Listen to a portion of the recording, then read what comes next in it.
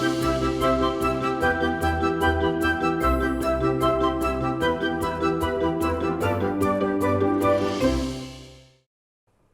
Hello money 9 में आप सभी का स्वागत है। मैं हूं सुमित और बुधवार का दिन भारतीय बाजार आज तो दायरे में ही कामकाज कर रहा है, लेकिन आज दो बड़े इंपॉर्टेंट इवेंट हैं। पहला तो दिल्ली का चुनाव, जिसकी शुरुआत आज सुबह से हो ही चुकी है। तो अगर आपने अब तक वोट नहीं डाला है तो सबसे पहले सारे कामकाज छोड़कर आप पहले वोट डाल के आइए। हम तो बैठे ही हैं, हम आपसे बातचीत आगे करते ही रहेंगे। दूसरा, आज से एमपीसी की शुरुआत हो गई है, यानी कि ब्याज दरों को लेकर फैसला अगले 2 दिनों की बैठक के अंदर होगा।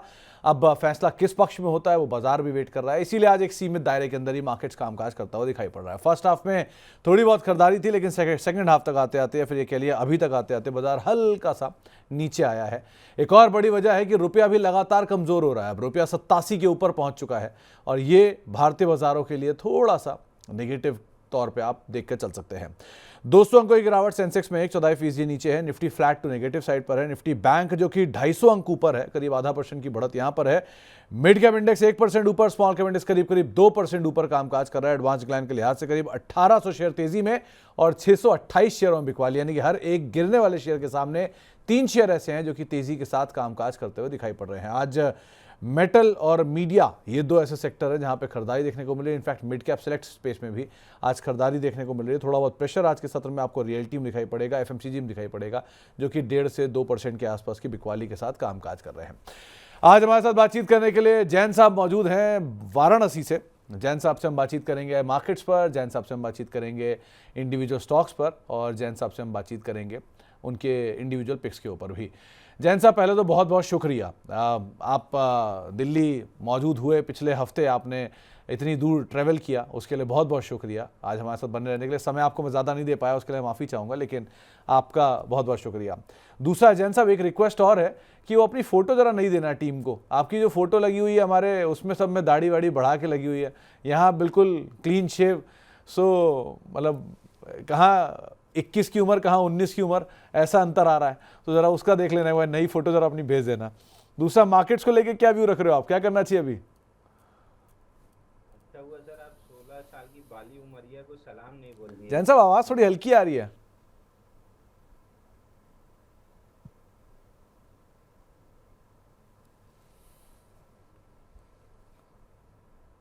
अब तो बिल्कुल ही नहीं आ रही। हाँ, आप बताइए। माइक चेक, अब हाँ ठीक हाँ है जैन सर। साहब, अब बढ़िया आवाज़ आ रही है। सर मेरी टीम वाले बोले हैं कि अच्छा हुआ सुमित जी 16 साल की बाली उमरिया को सलाम नहीं बोल दिए, नहीं नहीं दोबारा नहीं शादी करानी पड़ जाती। नहीं नहीं नहीं नहीं, वो जरा घर परिवार वाले आदमी को समझना पड़ता है, ज़्यादा हो जाएगा तो दिक्कत भी हो जाती है। खैर, लेकिन क्या मार्केट में भी हुआ जैन साहब? बड़ा ही आज रेंज बाउट ट्रेड है, थोड़ा बोरिंग बोरिंग सा लग रहा है, करा क्या जाए? देखिए सर 2 दिन अच्छी रैली हुई है। परसों का सेशन बहुत इंटरेस्टिंग था, गैप डाउन खुला था। गैप डाउन खुलने के बाद हम highest point of the day पे आके क्लोज किए थे, तो ये एक बहुत बेहतरीन चीज हो गई थी कि नीचे जो है शॉर्ट्स सुबह सुबह खुलते ही जिसने शॉर्ट किया था वो पूरे दिन फंसा रहा, कैरी ओवर पोजीशन ले गया और कल तेजी से शॉर्ट कवरिंग ट्रिगर हुई। पूरी प्रॉब्लम थी बैंक निफ्टी में, परसों का जो फेलियर आया था वो भी उसी की वजह से आया था। उसके पिछले 2 दिन मार्केट नहीं चल पाया तो उसकी वजह भी बैंक निफ्टी था। कल फाइनली बैंक निफ्टी अपने ब्रेकआउट पॉइंट को लेके क्लोज की है, जो 49,600 की हम बात कर रहे थे उसके ऊपर फाइनली जाके क्लोज किया और फॉलो थ्रू मूव ले रही है। 50,400 हमारा पहला टारगेट था, वहां पे हम खड़े हैं। अब यहाँ से हो सकता है 1-2 दिन हम कंसोलिडेट करें, और कंसोलिडेट करना ज़्यादा बेटर होगा यहाँ पे 2-3 दिन, क्योंकि अगर कंसोलिडेट कर दिए तो वो लॉन्च पैड की तरह एक्ट करेगा और एकदम से जब प्रोपेलर आएगा तो 51,600 तक का टारगेट बैंक निफ्टी में मिलेगा। बैंक निफ्टी अगर 51,600 तक जाती है तो फिर निफ्टी बहुत आराम से मान के चलिए कि 24,000 का लेवल टेस्ट कर लेगी और ओवरऑल टारगेट 24,200 का दिख रहा है। तो यहाँ से हम मार्केट में मतलब ये तो मैं पिछले 1-1.5 हफ्ते से कहते आ रहा हूँ, लेकिन अभी भी हम मार्केट में यहाँ से कहीं भी बियरिश नहीं है। डिप्स मिलती हैं, भले वो हार्ड डिप मिले, मतलब 75 मिनट में एकदम से बड़ी रेड कैंडल भी बना दे, तो हम शॉर्ट नहीं करने वाले, हम उसको नेगेट होने का या साइडवेज कंसोलिडेशन का वेट करेंगे। बट हम मोस्ट लाइकली यहाँ से बाई कॉल्स ही ज़्यादा इनिशिएट करेंगे, सेल कॉल नहीं देंगे। उसकी वजह ये है कि इंडेक्स की अगर फ्यूचर पोजीशन देखेंगे आप तो 1,53,000 कॉन्ट्रैक्ट शॉर्ट है, और नेट पोजीशन देखें तो परसों तक था 3,57,000। कल की शॉर्ट कवरिंग मिला के भी 1,94,000 कॉन्ट्रैक्ट नेट बेसिस पे शॉर्ट है, यानी अगर 1.5 लाख के ऊपर कॉन्ट्रैक्ट शॉर्ट है एक 80 से 1.5 आए हैं। 30,000 कॉन्ट्रैक्ट कवर करने में अगर निफ्टी 300 पॉइंट चली है तो पूरा 1.5 लाख का जीरो, मतलब माइनस 1.5 लाख पे है, वो जीरो आते आते आप ये मानिए कि एटलीस्ट स्विंग हाई 24,800 का वो तो टेस्ट हो ही जाना चाहिए। तो मैं इस हिसाब से मान के चल रहा हूँ कि बाजार में अपसाइड ज़्यादा है, प्रोबेबिलिटी ऑफ अपसाइड ज़्यादा है, प्रोबेबिलिटी ऑफ डाउनसाइड कम है। तो शॉर्ट वाले सौदे ना करें, अवॉइड करें। लॉन्ग वाले सौदे जहाँ अच्छी कंफर्मेशन वॉल्यूम के साइड दिख रही है वहाँ पे लॉन्ग करके चलें। तो प्रोबेबिलिटी ऑफ शॉर्ट्स थोड़े से अब कम हो चुके हैं बाजार में, प्रोबेबिलिटी ऑफ लॉन्ग्स थोड़े से बढ़ चुके हैं, यानी कि बाजार में तेज़ी की गुंजाइश ज़्यादा है गिरावट के सामने। तो अब आप कोई भी कॉल अगर ले रहे हैं तो इन चीज़ों को आधार मानने के बाद ही लीजिएगा।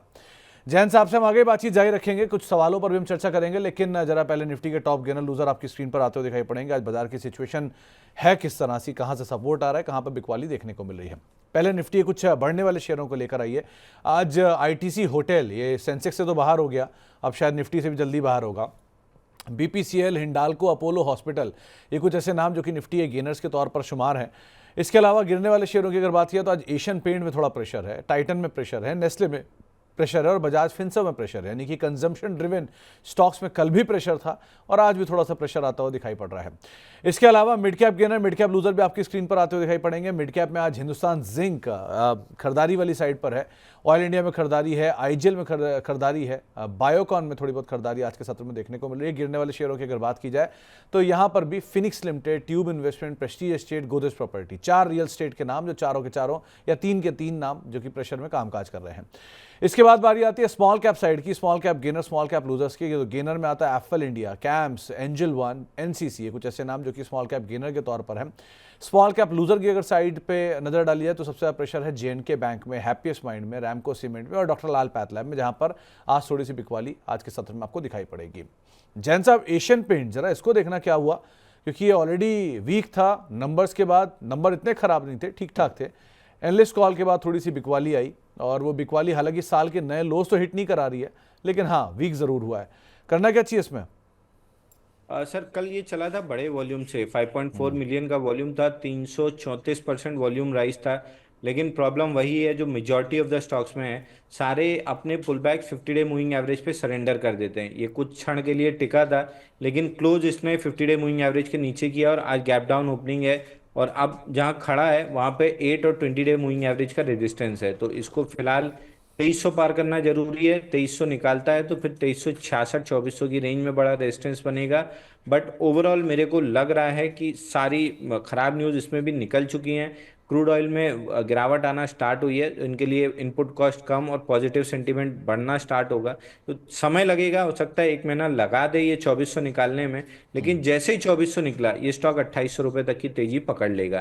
तो जिसके पास पेशेंस है, जो मोमेंटम खोज रहा है, उसके लिए कोई ट्रेड नहीं है। लेकिन जो पेशेंस इन्वेस्टर है, जिसको 1 1.5 2 महीना 3 महीना दिक्कत नहीं होती है, उनको यहाँ पे बाई करना चाहिए, क्योंकि ये स्टॉक 2800 रुपये आते हुए दिख रहा है मुझे। तो 2800 आ सकता है, लेकिन थोड़ा पेशेंस रखना पड़ेगा। ये इन्वेस्टमेंट ग्रेड स्टॉक है, इसको ट्रेडिंग के लिए भी मत देखिए। इन्वेस्टमेंट ग्रेड के हिसाब से अगर आप सोच रहे हैं तो आपको राय जैन साहब ने दे भी दी है। चलिए अब सवाल जवाब का सिलसिला शुरू करेंगे और बातचीत करेंगे दर्शकों से भी। लेकिन अगर आपका भी कोई सवाल है और अगले 1 से 1.5 घंटे तक आप जैन साहब से बातचीत करना चाहते हैं, किसी भी स्टॉक पर उनसे उनका व्यू जानना चाहते हैं, तो स्क्रीन पर आपके नंबर्स आ चुके हैं।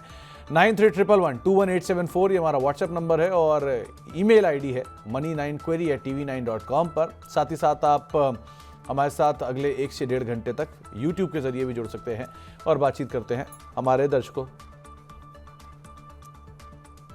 तो हमारे दर्शकों से आप अदरवाइज हमारे साथ बातचीत भी कर सकते हैं। तो ये कुछ ऐसे नाम या कुछ ऐसे तरीके जिसके जरिए आप इस कार्यक्रम का हिस्सा बन सकते हैं। जैन साहब से हम चर्चा करने वाले हैं कई सारे स्टॉक्स को लेकर भी, लेकिन इससे पहले एक इंपॉर्टेंट डिस्कशन जो है वो है रुपया भी, क्योंकि रुपया अब अपने नए लाइफ लोज पे कामकाज करता हुआ दिखाई पड़ रहा है। इसमें 2 इंपॉर्टेंट फैक्टर, पहला तो डॉलर के अंदर एक अच्छी स्ट्रेंथ है, डॉलर इंडेक्स में 108-109 डॉलर की रेंज में कहीं पहुंच गया, तो उसका भी इंपैक्ट आप रुपये पे देख रहे हैं कि रुपया भी लगातार वीक होता हुआ दिखाई पड़ रहा है। रुपये की वीकनेस बहुत हद तक जो बेनिफिशियरी है वो एक्सपोर्ट ओरिएंटेड कंपनीज के लिए, इसमें फार्मा जिसमें आता है, आईटी जिसमें आता है, export oriented textile and jewellery space, लेकिन ये कंसर्न बन के सामने खड़ा होगा उनके लिए, एक तो इंपोर्ट बिल के लिए अपने, क्योंकि इंपोर्टेड इन्फ्लेशन इंक्रीज कर देता है। दूसरी तरफ जितनी भी इंपोर्ट ओरिएंटेड कंपनीज हैं, जैसे क्रूड रिलेटेड जो इंपोर्ट करती हैं या जो एंसिलरी इंपोर्ट करती हैं, उनके लिए एक कंसर्न हो सकता है। साथ साथ ये ज़्यादा बड़ा कंसर्न उनके लिए पे होता है जहां पर रॉयल्टी पे की जाती है विदेशी बाज़ारों में, यानी कि जो कंपनियां टेक्नोलॉजिकल नो हाउ इस्तेमाल करने के लिए रॉयल्टी पे करती हैं डॉलर में, उनके लिए भी थोड़ा हद तक कंसर्न रह सकता है। तो एक लेटेस्ट डेवलपमेंट रुपए का हुआ है, सो इसलिए बात करना ज़रूरी था। ओके, अब जैन साहब से बातचीत करते हैं कुछ सवालों को लेकर। पहला सवाल जो हमारे पास आया है वो आया है इंडसइंड बैंक की कॉल जो कि जैन साहब ने दी थी, उसके लिए शुक्रिया अदा कर रहे हैं साईं प्रवीण साहब। और साईं प्रवीण जी ये भी पूछ रहे हैं जैन साहब कि क्या वो होल्ड करें और इंडसइंड बैंक को 970 रुपये के दाम पे उन्होंने खरीदारी की है। देखिए बैंकिंग तेज लग रहा है उसमें, इंडसइंड बैंक में अच्छा पुल बैक दिख रहा है। एक रेजिस्टेंस है 1090 का, प्रिसाइसली 1092 का। यहाँ से स्टॉक थोड़ा सा पुल बैक देगा, तो अगर आप पहली अप मूव प्ले कर चुके हैं तो इसको 1090 के पास बुक करने की कोशिश कीजिए। वहाँ से जब डिप मिले तो वापस बाई कर लीजिएगा, क्योंकि 20 डे मूविंग एवरेज से एक्सटेंड हो गया है। या तो साइडवेज जाके मूविंग एवरेज कैचअप करेगा या पुल बैक करेगा, दोनों केस में 5-6-8 दिन बर्बाद कर सकता है। 1090 के पास बुक करके डिप्स पे बाई करने की कोशिश कीजिए। ओवरऑल ये स्टॉक में 1160 रुपए तक आते हुए दिख रहा है। तो 1160 आ सकता है, तो आप 1090 1095 के अराउंड थोड़ा मुनाफा ले लीजिए, दोबारा नीचे मिले तो आप वहाँ पर एंटर कर सकते हैं। राम शंकर वर्मा साहब का सवाल है, शुक्रिया शंकर साहब, और इनका सवाल है बजाज हाउसिंग फाइनेंस पे करीब 430 शेयर इनके पास हैं, 126 रुपये के दाम पे इनकी खरीदारी है। और दूसरा अदानी पावर 118 शेयर है, 561 रुपये के दाम पे खरीदारी है। करना क्या चाहिए इन्हें जैन साहब? बजाज हाउसिंग थोड़ा सा तो वीक हुआ है, लेकिन अभी भी कंफर्टेबल जोन दिख नहीं रहा, आप क्या राय रखते हैं? सर फ्लैग पैटर्न है, फ्लैग पैटर्न से ब्रेकआउट अब आ जाना चाहिए था। इतना लंबा फ्लैग पैटर्न चलता नहीं है, लेकिन फिर भी मैं बेनिफिट ऑफ डाउट देने के मूड में हूँ। एक बार 117 118 की रेंज निकलती है तो 50 डे मूविंग एवरेज 123 पे है, लग नहीं रहा वो रेजिस्टेंस प्रोवाइड करेगा। 130 रुपए तक की मूव बन सकती है, तो मेरा थोड़ा इंक्लिनेशन यहाँ पॉजिटिव है। अगर इस वीकेंड तक ये ब्रेकआउट नहीं आया तब मेरे को डाउट होने लगेगा कि ये फ्लैग पैटर्न है या ये खाली दिखा रहे हैं और नीचे ले आएंगे। तो मैं 1-2 दिन और इसको समय देने के मूड में हूँ 130 रुपए के टारगेट के साथ। और अदानी पावर? अदानी पावर तो करंट मार्केट प्राइस से आराम से बाई करके छोड़ देना चाहिए। आराम से पहले 50 डे मूविंग एवरेज का रेजिस्टेंस 530 पे है, ये जैसे ही निकालेगा 589 की तरफ बढ़ जाएगा, और बड़ी ब्रॉड ट्रेंडिंग मूव 590 के ऊपर सस्टेन करने के बाद आएगी। तो फिलहाल 589 लग रहा है। 589 फिलहाल आने वाले समय में यहाँ पे आता हुआ दिखाई पड़ सकता है। इसके अलावा बातचीत करने एक सवाल आया है पंकज कुमार साहब का, ये हिंदुस्तान जिंक के बारे में बातचीत करना चाह रहे हैं। इनके पास निवेश है, इसमें करना क्या चाहिए? यहाँ पर एक अच्छी तेजी डिविडेंड के आधार पे तो आती है, लेकिन अदरवाइज नीचे है, अब क्या करा जाए? देखिए इसमें भी क्लाइमेटिक मूव आई थी, 35 दिन में 183% चला था उसके बाद से, और हाफ ऑलरेडी 50% करेक्ट हो चुका है, जो बाइंग क्लाइमेक्स का टारगेट होता है। बेस बनाने की पूरी पूरी कोशिश हो रही है, और वॉल्यूम देखते हुए लग रहा है कि इसमें 420 से 410 की लोअर रेंज बनेगी, और ऊपर में 476 से लेके 500 की अपर रेंज बनेगी। तो ये अपर रेंज टेस्ट करने जा रहा है। इस रेंज में अगर रेजिस्टेंस नहीं लेता है, रिजेक्शन कैंडल नहीं बनाता है, तो फिर सीधा सीधा स्टॉक का टारगेट खुल जाएगा 560 रुपए से 580 का। और मेरी इंक्लिनेशन ये है कि हम 560 580 की तरफ बढ़ रहे हैं। ये 475 500 की रेंज 1-2 दिन अटका सकती है, बट लंबा नहीं अटकाएगी, इवेंचुअली 560 मिल जाएगा। तो जिनके पास है होल्ड करें, जिनके पास नहीं है थोड़ा सा वेट कर लीजिए। एक कंसोलिडेशन बन जाए टाइट रेंज 475 से 500 के बीच में, तब उसका ब्रेकआउट बाय करेंगे तो स्टॉप लॉस छोटा हो जाएगा। तो आप थोड़ा सा रणनीति इसके हिसाब से बना के चल सकते हैं। एक सवाल आया है पुणे से तंजीला जी का, इनके पास किर्लोस्कर न्यूमेटिक के शेयर हैं, और अब इस लेवल पे करना क्या चाहिए? आमतौर पे इस पे चर्चा वैसे भी कम होती है किर्लोस्कर न्यूमेटिक पे, अभी क्या किया जाए? देखिए इसमें से पुल बैक्स पे एग्जिट करना चाहिए। ऊपर में 1212 1220 की रेंज में मिल सकता है, बट वो मेजर रेजिस्टेंस लेवल बनेगा, क्योंकि वही मेजर सपोर्ट था जहां से ब्रेकडाउन आया है। तो पुल बैक में यही अब मेजर रेजिस्टेंस का काम करेगा।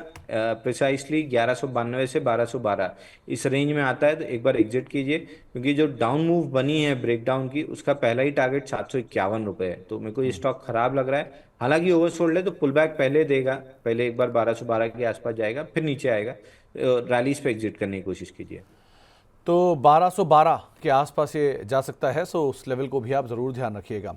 एक शांतवनु कुमार जी का एक सवाल आया है कि ये सिप्ला और आईटीसी इन दोनों में निवेश करने की इच्छा रखते हैं, लेकिन दोनों का जो निवेश होगा वो लंबी अवधि के लिए होगा। दोनों ही इन्वेस्टमेंट ग्रेड स्टॉक हैं।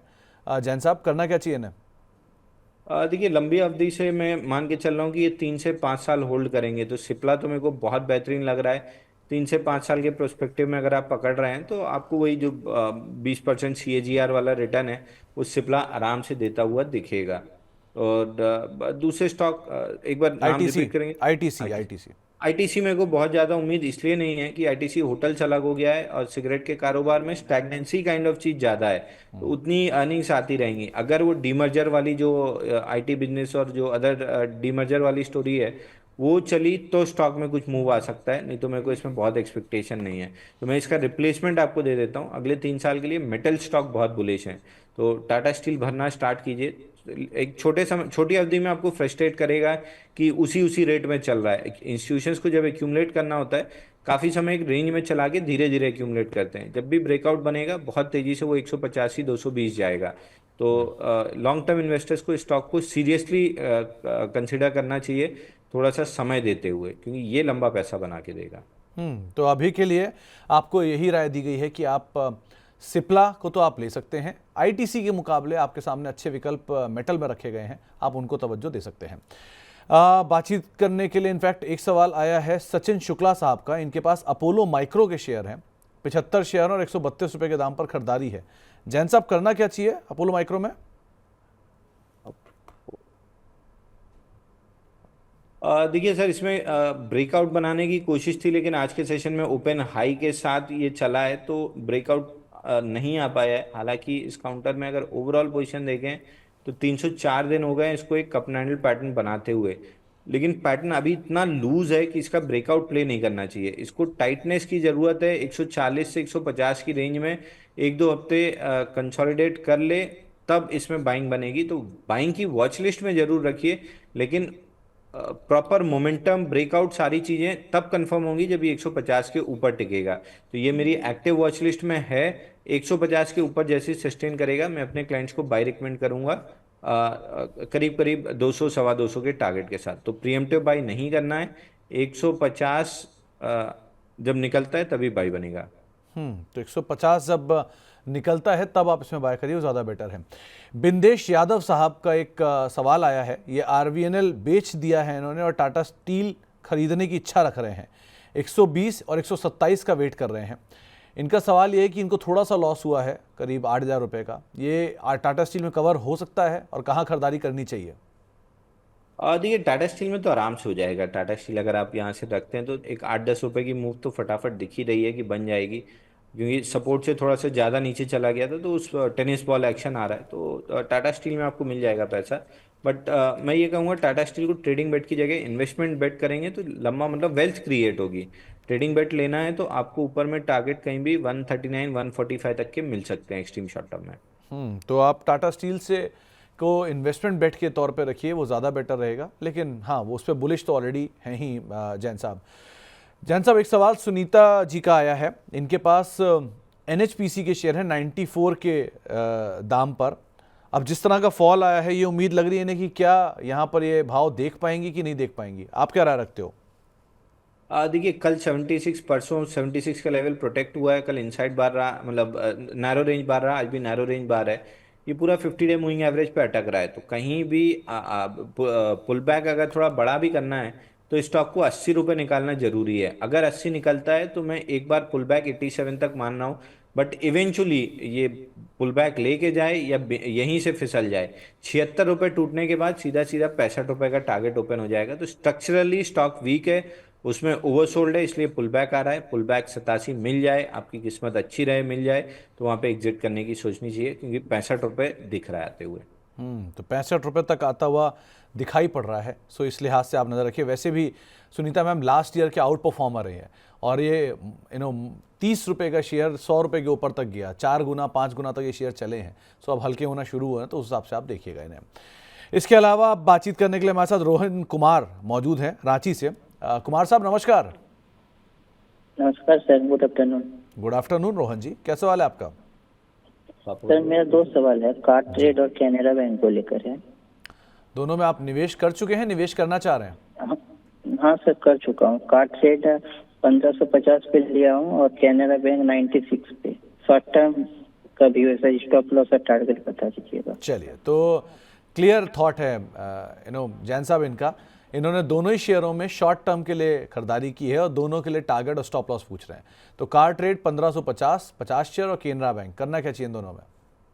देखिए, कैनरा बैंक में तो 90 रुपए का स्टॉप लॉस लगा लीजिए। हाई लाइकली है कि 101 105 की रेंज जाएगा और उस रेंज को ब्रीच भी करने की एक्सपेक्टेशन मेरे को लग रही है। तो ओवरऑल मेरे को 101 105 और 110 ये तीन टारगेट दिख रहे हैं। मेरा इंक्लिनेशन 110 की तरफ ज़्यादा है कि वो टारगेट हाई लाइकली है कि अचीव होगा। दूसरा, कार ट्रेड मैं पिछले मतलब 2 हफ्ते से बार बार बोलते आ रहा हूँ कि इसमें 177 हफ्ते का बेस ब्रेकआउट आया है आईपीओ का, लेकिन रन अवे ब्रेकआउट है। थोड़ा सा कंसोलिडेट करके स्ट्रेंथ प्रूव होने दीजिए, उसके बाद लीजिएगा। क्योंकि अगर गलती से भी ये 1590 के नीचे क्लोज कर गया तो ये आईपीओ बेस ब्रेकआउट फेल हो जाएगा और सीधा सीधा पहला टारगेट 835 रुपए का खुल जाएगा। तो एक तो मतलब स्टॉक अच्छा है, लेकिन गलत समय पे ऐसा लग रहा है एंटर कर गए हैं। अब कर ही गए हैं तो 1590 का क्लोजिंग बेसिस का स्टॉप लॉस ले लीजिए। जिनको फ्रेश बाई करना है उनको एटलीस्ट 2 से 3 हफ्ते वेट करना चाहिए कि इस रेंज में ये सस्टेन करके स्ट्रेंथ प्रूव कर ले। उसके बाद ब्रेकआउट बनता है तो फिर हम ही बाई रिकमेंड करेंगे अपने क्लाइंट्स को और मनी 9 पे भी रिकमेंड करना स्टार्ट करेंगे। टारगेट कहीं भी 2500 2600 रुपए तक का बनेगा। तो अभी वो मीक और ब्रेक जोन में है, उसको खुद अभी स्ट्रगल कर रहा है कि किस साइड जाना है। एक बार डिसाइड कर ले तो फिर उस गाड़ी में हम चढ़ जाएंगे। तो अगर है तो 1590 1580 क्लोजिंग बेसिस स्टॉप लॉस लगा के होल्ड करना चाहिए। तो आपको राय दी गई है दोनों स्टॉक्स को लेकर, आप उसके हिसाब से अपनी रणनीति बनाकर चल सकते हैं। गोपी पटेल जी एक हाउस मेकर हैं और उनका सवाल है कि उनके पास जियो फाइनेंशियल के 306 रुपए के भाव पे 436 शेयर हैं। लॉन्ग टर्म के लिए एसआईपी कर रही हैं स्टॉक के अंदर, क्या इनका चुनाव सही है? जियो जी। फाइनेंस बहुत बेहतरीन कंपनी है आपके लिए। अगर 232 में आपने नहीं लिया तो थोड़ा सा मतलब ये दिक्कत का काम है, क्योंकि मनी 9 पे हम लोग कितना डिस्कस कर रहे थे कि 262 नहीं टूटना चाहिए। टूट गया है और सोना सस्ता मिल रहा है, तो इस सस्ते सोने को भर के रखिए। 232 में जिसने लिया, देखिए 2 ही दिन में 253 आ गया और 262 भी पहुंच जाएगा।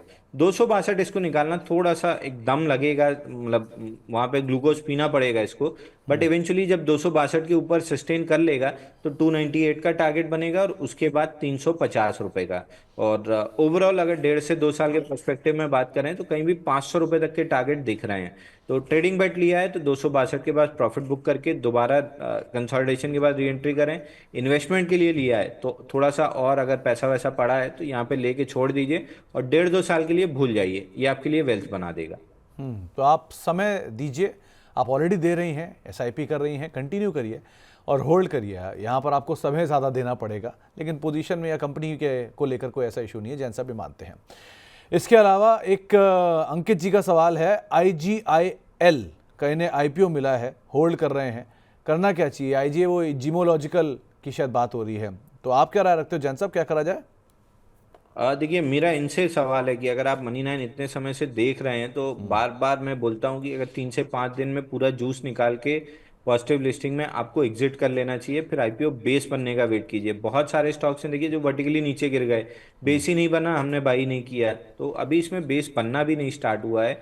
बेस अगर बना तो हम बाई देंगे। लेकिन अगर गलती से भी ये अपना आईपीओ लो 470 460 की जो जोन है उसको तोड़ दिया तो फिर 350 तक आ सकता है। इतने अगर मगर वाले स्टॉक में काम ही नहीं करना चाहिए। लेकिन फिर भी अगर आपके पास है ही तो last line in the sand फिलहाल के लिए 495 के नीचे स्टॉक से एग्जिट कर लीजिएगा। क्योंकि फिर ये 405 ये आईपीओ लो भी टेस्ट करने आएगा 460 के आसपास और फिर नीचे 400 350 400 की रेंज भी दिखा सकता है। तो last line in the sand 495, उसके नीचे लॉन्ग नहीं रहना है।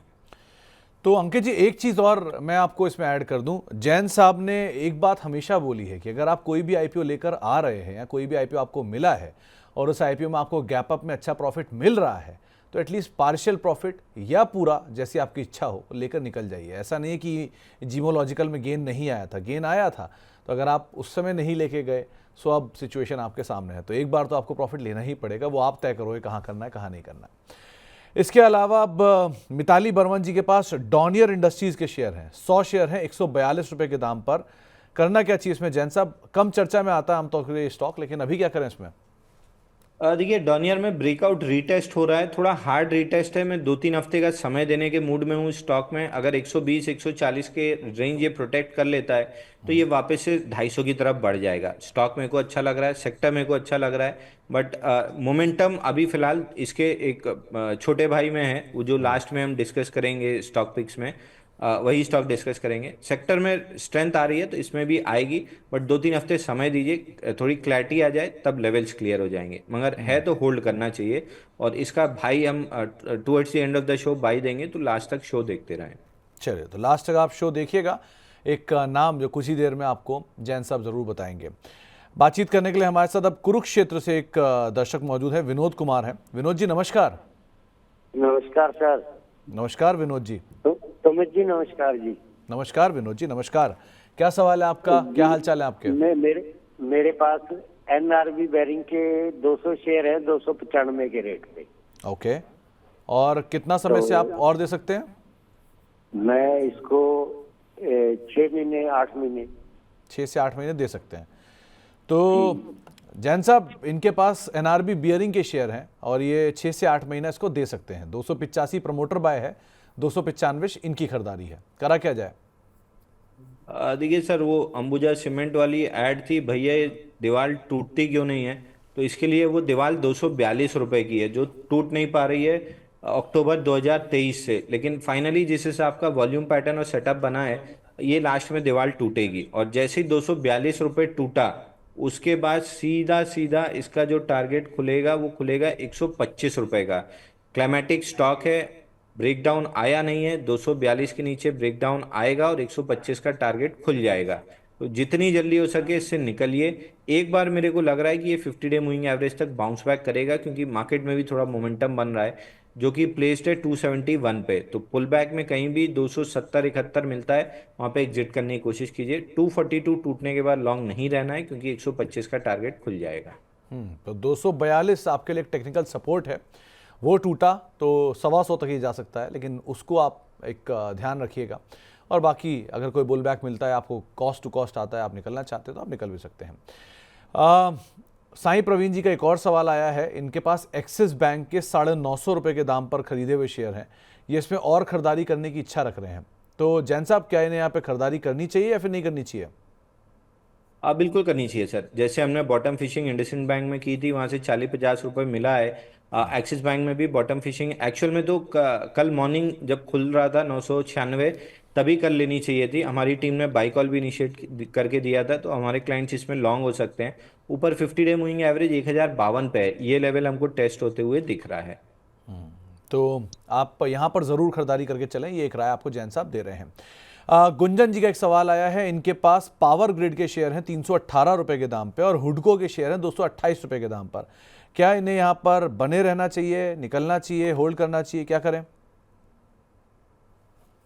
हुडको में तो देखिए 201 रुपये के सपोर्ट से बाउंस बैक आ रहा है, तो 50 डे मूविंग एवरेज 220-222 की रेंज तक जा सकता है, बट इवेंचुअली जब गिव अप करेगा तो 149.75 150 रुपये का टारगेट ऑलमोस्ट खुल चुका है। बस सस्टेन करने की देर है 200 के नीचे फटाफट। और ये 201 से जो 149 की जर्नी है, ये बहुत तेज़ी से कंप्लीट करेगा हुडको। तो ये चीज़ ध्यान में रखिए कि 200 के नीचे जैसे क्लोजिंग आए, हुडको से एकदम दूर हो जाइएगा, बहुत फटाफट ये 149 आएगा।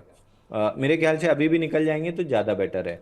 पावर ग्रिड में भी 273 का सपोर्ट था, जहाँ पे हैमर बना के चला है, तो most likely 20 day moving average 295 और 50 डे मूविंग एवरेज 305, ये 10 रुपये की रेंज टेस्ट करने जाएगा ऊपर। कहीं भी 300 के आसपास मिलता है तो एग्जिट कर लीजिए, क्योंकि नेक्स्ट लेग में जब ये 273 तोड़ेगा, नीचे 217 रुपये का टारगेट खुल जाएगा। और मोस्ट लाइकली 270, मतलब मैं 95% श्योर हूँ कि ये टारगेट अगले 4-5 महीने में ये टारगेट आ जाएगा। ओके, एक सवाल एबीबी को लेकर पूछा गया है। सवाल आया है मनदीप सिंह साहब का। इनके पास 6,800 के दाम पर खरीदे हुए शेयर हैं 50, और अभी तो फिलहाल ये लॉस में है। करना क्या चाहिए इन्हें एबीबी में?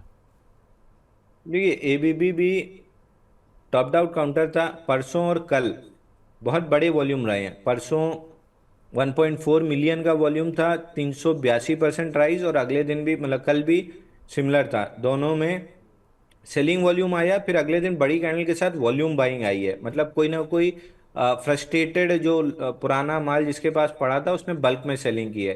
तो शॉर्ट टर्म में सेलिंग क्लाइमैक्स दिख रहा है, पुल बैक आना चाहिए। 20 डे मूविंग एवरेज 6104 एक्सटेंड किया तो लास्ट जो लेग ऑफ फॉल है उसका 50%, और 50 डे मूविंग एवरेज 6500 पे है।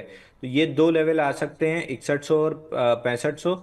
बट वहां से इस पूरी रैली में आपको एग्जिट करना है, क्योंकि धीरे धीरे करके स्टॉक 4322 रुपये आते हुए दिख रहा है। 4,322 रुपये के आसपास ही पहुंचता हुआ दिखाई पड़ेगा। सो हो सकता है नियर टर्म थोड़ा सा प्रेशर यहाँ पर देखने को मिले भी। सज्जू सिद्दीकी साहब हमारे साथ मौजूद हैं बिहार से बातचीत करने के लिए। सिद्दीकी साहब नमस्कार। नमस्कार Sumit sir, good morning, good afternoon sir. Good afternoon Siddiqui साहब, गुड आफ्टरनून। क्या सवाल है आपका? सर मेरा सवाल है विशाल मेगा मार्ट पे सर। 500 जी। शेयर है, 106 रुपए के रेट। ओके, तो सर क्या आज प्रॉफिट बुक कर लूं या वेट करूं? आपने वैसे क्या इस पे नजरिया रखा था सिद्दीकी साहब? सर नजरिया तो वैसे 3 मंथ का था सर। 3 महीने एक का नया था। शेयर है, डर लग रहा है, पता नहीं अभी बेस बना रहे क्या करेगा नहीं करेगा। नहीं तो आप धीरे धीरे से ट्रेल भी कर सकते हो, एटलीस्ट आपका कैपिटल तो बचा ही रहे। इसको तो आप कर ही सकते हो। सर अंशुल बाकी सर से पूछ लेते हैं हम, मैं हाँ उन्हीं को वही follow जैन साहब से करता मैं भी हूं। राय ले लेता हूँ। जैन साहब करना क्या चाहिए? 121 रुपये आ गया है, मतलब अभी भी एक कंफर्टेबल जोन में है, प्रॉफिट है, लेकिन सवाल इनका बिल्कुल सही टाइम पर है कि यहाँ पर ये निकल जाएं या ट्रेल करें, क्या करें? देखिए सर, आपने एकदम सही पकड़ा है, क्योंकि इतने साल आपको भी मार्केट में हो गए तो आप साइकोलॉजी पकड़ लेते हैं। इनको लग रहा है थोड़ा सा डर कि ये वापस जीरो पे ना आ जाए, मतलब जीरो प्रॉफिट पे ना आ जाए, लॉस में ना चला जाए। तो जो आपने सलाह दी, मैं भी वही पहली सलाह दूंगा कि अगर आपको डर लग रहा है तो एटलीस्ट 200 क्वांटिटी बुक कर लीजिए, थोड़ा सा प्रॉफिट बुक हो जाएगा। 300 क्वांटिटी को होल्ड कीजिए।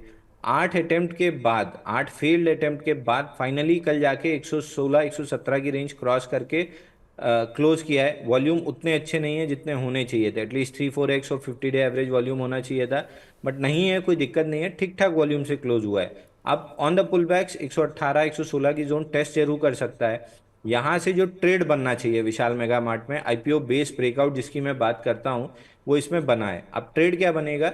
118 से 116 की रेंज में बाई करना है, 110 रुपये का क्लोजिंग बेसिस स्टॉप लॉस लगाना है, और इसको स्टॉप लॉस ट्रेल करते हुए चलना है, क्योंकि इस लेवल का जो इसका मार्केट कैप है 50,000 करोड़ का, स्टॉक में आईपीओ बेस ब्रेकआउट के बाद 40-50% की मूव बनती है। तो अगर 117 रुपये पे मैं ब्रेकआउट मान रहा हूँ तो इस पे 1.5 117 इंटू 1.5 करेंगे, 175 रुपये का टारगेट आता है। तो ये पूरा ट्रेड है, 118 116 की जोन में बाई, 110 का क्लोजिंग बेसिस स्टॉप लॉस, और 175 रुपये का टारगेट। ये आइडियल ट्रेड इसमें होनी चाहिए। बट अगर आपको डर लग रहा है तो सुमित जी ने एकदम सही कहा कि पार्शियल प्रॉफिट बुकिंग कर लीजिए, ताकि क्या होगा, साइकोलॉजिकल प्रेशर आपके ऊपर घट जाएगा। पूरे 500 शेयर की जगह 250 या 300 शेयर रह जाएंगे। कम शेयर पे लंबी प्रॉफिट खाना कोई गुनाह नहीं है, कोई गलत नहीं है। मेंटल स्टेबिलिटी मार्केट में बहुत जरूरी है, क्योंकि वो नहीं होगी तो पैनिक में डिसीजन लेंगे। तो अगर डर लग रहा है तो 200 या 250 शेयर बेच के प्रॉफिट लॉक इन कर लीजिए, 250 शेयर पे फिर बड़ा मूव खेलिए। तो अभी के केस में ऐसी कोई घबराहट वाली बात नहीं है, लेकिन हाँ थोड़ा सा कैपिटल निकाल लीजिए, थोड़ा सा बने रहिए, धीरे धीरे ट्रेल करते रहिए। अलग अलग विकल्प हैं आपके सामने आज तो एटलीस्ट, आप उनको कैरी करिए, उनमें से देखते हैं फिर क्या रणनीति बनानी चाहिए। जैन साहब एक सवाल आया है और एक अलग शेयर पर सवाल है, इसलिए मैं बहुत देर से उसी को देख रहा था। सवाल है पोलो क्वीन इंडस्ट्रियल पर, आप ट्रैक कर पाओ अगर 540717 BSC कोड है इसका। 174 पोलो क्वीन इंडस्ट्रियल, ये सोमबीर जी का सवाल है। 174 रुपये के दाम पे खरीदारी है और 1700 के मल्टीपल पे शेयर है। मतलब आपको चार्ट देख के ही समझ में आ गया होगा कि इसकी सिचुएशन है क्या और इसमें अभी ये क्या करें। इन्होंने कहाँ खरीदारी की है? 193 पे खरीदारी की है और 201 इसका ऑल टाइम हाई है। क्या किया जाए? सर एग्जैक्टली आपने जो बोला मैं वही बोलने वाला था। चार्ट देख के ही आपको समझ में आ जाएगा कि इसमें कोई भी टेक्निकल एनालिस्ट आपको कोई सलाह नहीं दे पाएगा। Upper circuit, lower circuit, pump and dump वाला काउंटर है। जो नीचे लिया है वो पंप में अगर बेच लिया तो बहुत बढ़िया, नहीं डंप में फंस गए हैं। ऐसे स्टॉक जनरली, मेरे को नाम याद नहीं आ रहा है, कि एग्री रिलेटेड स्टॉक था, खिंचते खिंचते 500 गया था 4-5 रुपए से, और गिर के वापस 2-3 रुपए आ गया है। तो ऐसे स्टॉक में मैं सलाह नहीं दे पाऊंगा। चूंकि लोअर सर्किट है तो आप कर भी नहीं पाएंगे, अगर मैं सलाह दे भी दूं निकलने की तो आप निकल कहाँ से पाएंगे, लोअर सर्किट है।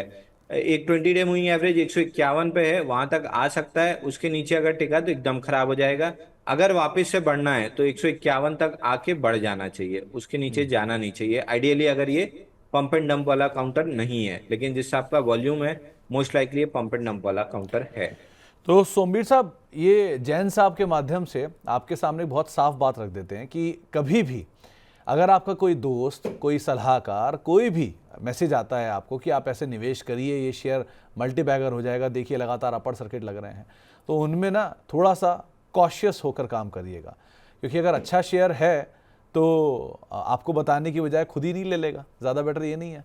सो ऐसी सिचुएशन में जब एक तरफा शेयर चलते हैं, circuit goes up circuit goes down वाले शेयर होते हैं, इनमें अपना कैपिटल बचाना बहुत ज़रूरी होता है, क्योंकि सर्किट में चल रहे होते हैं तो कैपिटल आप बचा नहीं पाओगे। सो लिक्विडिटी सबसे ज़्यादा ज़रूरी है किसी भी शेयर में, उसके बाद काम करिए। बहुत सारे बाजार में शेयर अवेलेबल हैं, 7199 शेयर इसके अलावा भी हैं, आप उन पर दांव लगा सकते हैं इंस्टेड ऑफ इस तरह के शेयर के।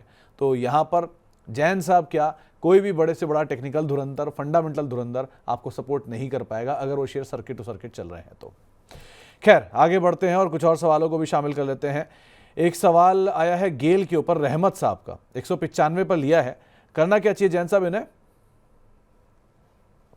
देखिए गेल में 173 का सपोर्ट टूटा था और वर्टिकली रिकवरी भी आ गई, वहीं पे हायर लो बना है, लोअर डिग्री चार्ट्स पे कप कैंडल पैटर्न है। तो पहले तो ये जा रहा है 186 अपना 50 डे मूविंग एवरेज टेस्ट करने, और अगर 186 निकाल लिया तो सीधा सीधा 208 रुपए चला जाएगा। अगर इसी मूव में नहीं निकालता है, 4-5 दिन कंसोलिडेट करता है, तो भी 208 रुपए का टारगेट बनेगा।